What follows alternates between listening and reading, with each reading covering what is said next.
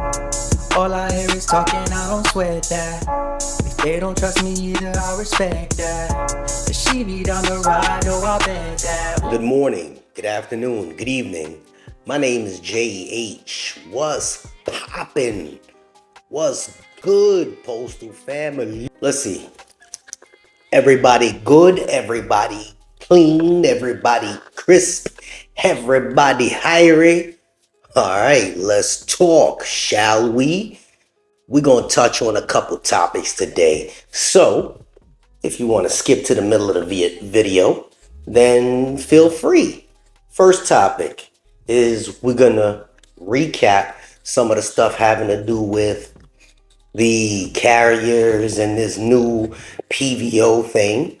Then we're going to touch on some things that I have encountered with management. And then the last topic is going to be some random stuff having to do with a couple of questions that I got. All right, so 3 different topics. Feel free to scroll through, or you can listen to it if you want. But let's talk.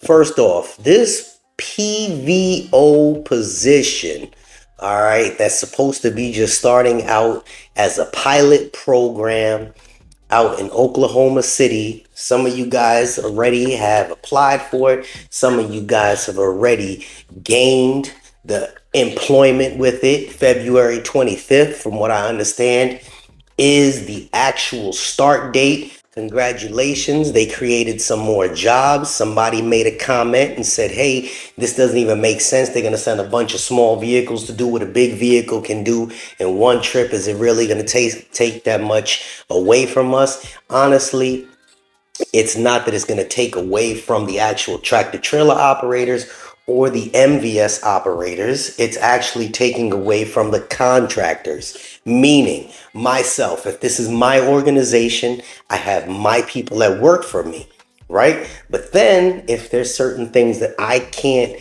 or my people can't do, I hire a contractor to do it for me. Now, what happens with the contractor, I tend to pay them to do the work that our people can do. Unions have fought and said, hey man, that's our work. That's our work. Why are you giving it away? Thing is with this is that when I pay the contractor to do the work, I'm paying a lot more money for the contractor to do a half-ass job. So they came up with this pilot program. Pilot means they're just going to try it out, a new start, something that they're, giving it a shot and see how much it can actually save.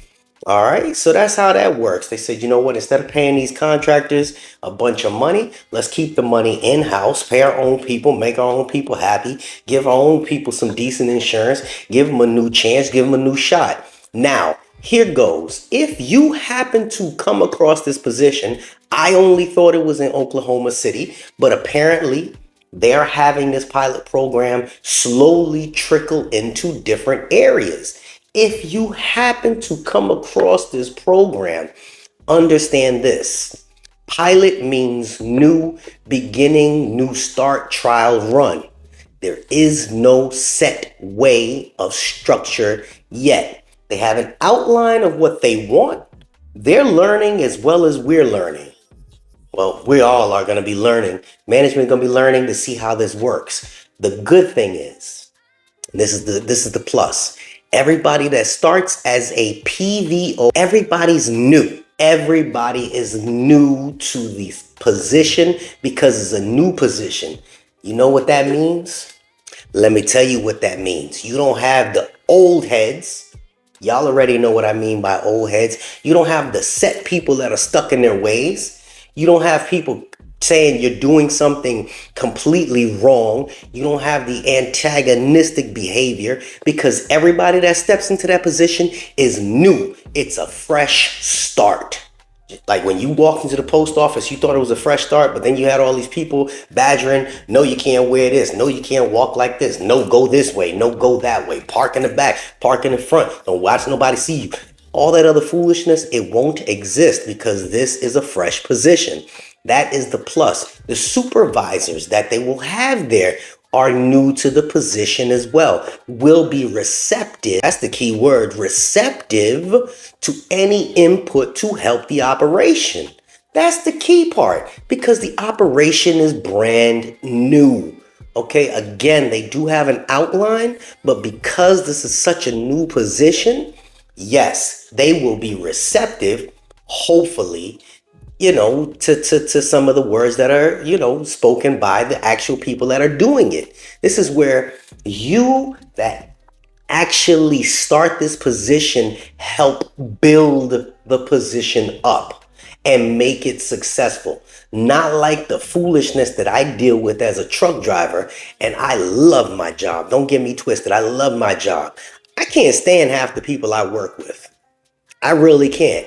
I get along with everybody, but some of the people I work with, man, you all already know. You read the comments. They're just very difficult to work with because they're set in their ways. Each of them started in different time frames. Everybody started at different levels of pay. It blows my mind. But no, let's stick with the topic, shall we? Let's. Okay, so if you get into this or you have the opportunity for this, it is not just in Oklahoma City. From what I'm seeing from the inside, you see it from the inside. I'm not going to say it, but y'all can make an assumption. From the inside, I'm learning that they are looking and are putting more of these positions scattered nationwide. Please don't be the one in the comment section to say where. And I'm going to say, I don't know. This is the Postmaster General. When he puts it out there, do some research. Keep looking on eCareers. Look on your own Inside Light Blue and stay up to date with your own information. If this is going to change your life, stay up to date with information that could possibly change your life. And then if there's a position available, I'm not saying it's going to be easy, try it out. Try it out. Try help build it up from the ground up. Topic 2. What did we say it was about? Management. Oh man, I do understand from a manager's perspective on how difficult it can be to deal with all the different personalities that we, the worker bees, tend to bring them. There are different types of managers, and then there are different type of workers. Some managers, again, are receptive to their employees. They're empathetic. They are sympathetic to all the needs that we have. Then you have the ones that are shell-shocked and say, no, this is the job. This is how it's got to get done. And I don't care if you got 3 graduations next week. You either come or you get written up. Now, why is that? It's because it's not management's job to dictate what goes on in your life. If you're a manager and you have 40 or 50 employees, each employee as an individual has a different scenario going on in their life. And I have to hear this from every single person. Each attitude, each condition that each person brings can be slightly overwhelming. One person has issues because their wife is at home with cancer. This one has children that are bad. This one has an issue because his son got locked up. This one has an issue because he's got back pains. This one has an issue because he's about to lose his home. Think about this from a manager's perspective, because that's all of us. We come to the table with issues of our own. The problem is that we bring our issues that we have to work. That's nobody's business. If you, the worker bee, me, the worker bee, has learned or learns how to separate business from home life, then we can make things work. I go to work to do a job. I don't take the job personal. I just make what I can. I do what I can and make it work. I don't go there every day talking about, man, my back. The reason that I'm late for work is because my medication. I got medication that I oversleep. That's not the manager's problem. And I'm not trying to be funny, but there's people that come to work late every day and blame it on the medication. You signed up for a job that states that you'd be able to do this job without any assistance. And if you did need assistance to do the job, it's notated. Not you got into the job and then all of a sudden, by the way, my bus doesn't show up until 7:30. So I won't be able to make it to work till 8:10. I know I'm supposed to be there at 8, but I'll be 10 minutes late every day. Come on. This is the type of stuff that's brought and put on the plate of a manager that's trying to listen to what their bosses tell them they have to do. The huge organization of 800,000 people have to deal with you and your problem, and you get in your feelings because that one manager didn't take your personal problem into consideration or had no empathy towards your personal situation. Who's at fault in that scenario? Please do tell. Do tell. Oh, you have a situation where you have, you got to go to the doctor for blood work. And if this is one thing and it happens on a regular basis, obviously they're going to ask for documentation. Not that a manager can read it, but they're going to want to know from a doctor, hey, this person needs blood work on a regular basis. If you're consistent with something and you carry things the right way and you go about doing things according to how the structure requires you to do it, typically the managers respect that and they don't give you no hard time. But you got the ones that'll just bang out. Oh, I was out last week because I had to go get them, They don't want to hear that. I don't want to hear that. Your coworkers don't want to hear that, because every day you call out, you give work to your coworker, the person that you go to work with and stand at the clock with and clock in with. The day you clock that you don't show up, somebody's got to do that extra work. You know the feeling, because every day that you work, you're doing somebody else's extra work. And then you complain about how unfair it is. A lot of this toxic environment, a lot of this aggravation that we deal with is typically starting from each other and all the personalities that we all give and we all bring to the table. It's very difficult to deal with each other. And then with the piss poor management, and I don't say that they're piss poor because they don't know what they're doing. Most of them don't. But the ones that actually know what they're doing, they don't know how to communicate effectively or lead effectively so that everybody can understand what's going on. But that becomes a task, daunting task, when every day somebody else comes to the table with a different problem. Today, somebody's child got sick. Next day, somebody's car got repoed. Next day, somebody has to go to the farm to go pick their corn. Come on now. Nobody wants to hear all of that. But that's exactly what the managers and supervisors has to hear every single day. Something else. Jay is not saying that I am perfect, because I am far from it. I'm one of them that'll 1-800 bang bang. But at the same time, I have to take consideration how much work am I going to throw at my drivers? I only have 15 drivers on my shift. So if my one route and I'm not there, two people go, that's 2 routes split between 13 people. That becomes overwhelming. You see me? All right, think about that from a manager's perspective and from a worker bee perspective. Okay? Last question. Last comment is in regards to a question. All right.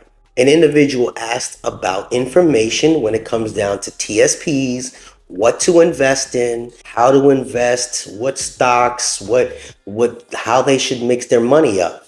So I will be clear about this. Before you ever ask me that, don't. That's not me being funny. Don't. My life is different than your life. Your life is different than my life. My kids are grown. You may have children right now. You can't afford to do what I do. Or you're past me and you can afford to invest more than I can. Every individual is in a different place. Some people are married. Some people are not married. Some people have a home. So you are an individual. I cannot help you choose your health insurance. I cannot give you information on what TSP and how to split your money up. I can't. It's not fair for me to read that question and then have to answer that question without offending anybody. So I'm going to put it out there, and sorry if you get offended now, because it's not just one person that's asked me, it's a few. I explained what the TSP was. I explained how it works. I gave you the tools to make your own educated decision. That's what this is about. You make your own educated decision on how to move forward with your life. If you live in New York, your state taxes are higher, which means if I work 40 hours and you work 40 hours, you're going to get less than me, even if we were at the same level, same length of time, because your taxes are higher, right? Right. It's just how this country works. I'm not just talking to one person. I'm talking to a full country. So please be fair when asking questions in regards to the post office. I am not a financial advisor, nor did I ever claim to be. So with that being said, this is JH. And yeah, we heading there soon. Who coming?